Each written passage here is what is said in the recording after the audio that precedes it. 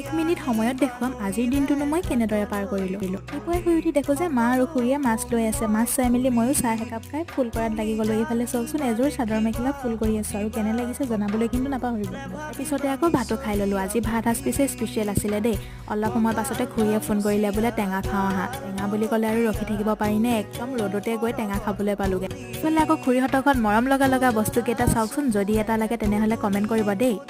চাহ খাই মেলি অলপ সময় লেকচাৰ দি পেলাই ঘৰলৈ আহোঁ আৰু ঘৰলৈ আহি দেখোঁ যে এয়া মাহঁতে কিবা কিবি বস্তু চাই আছে। মোকো কিন্তু সৰু চাই আঙুঠি এটা কিনি দিলে আৰু অকণমান শুই দিলোঁ। শুই উঠো মানলৈ একদম সন্ধিয়াই হ'ল। সন্ধিয়া চাহকাপৰ লগত খাবৰ বাবে এইফালে পাপৰ ফ্ৰাই কৰি ল'লোঁ। খাই অকণমান সময় টিভিও চাই ল'লোঁ। তাৰপিছত মায়ে ক'লে ভাত খাবৰ বাবে চাটনি অকণমান বনাগৈ যায়। ইফালে লৈছোঁ বুট দালি, নাৰিকল, ৰচুন, আদা, ভোট জলকীয়া, অকণমান মান ধনিয়াৰ পাত আৰু কেইখিলামান নৰসিংহৰ পাত। তাৰ লগত চাটনি বা পিটিকা এটা থাকিলে ভাত কেইটামান বেছিকৈ যায়, হয়নে নহয় বাৰু জনাবচোন। বাৰু আজিৰ মিনি ব্লগটো ইমানেই আছিলে, আকৌ লগ পাম।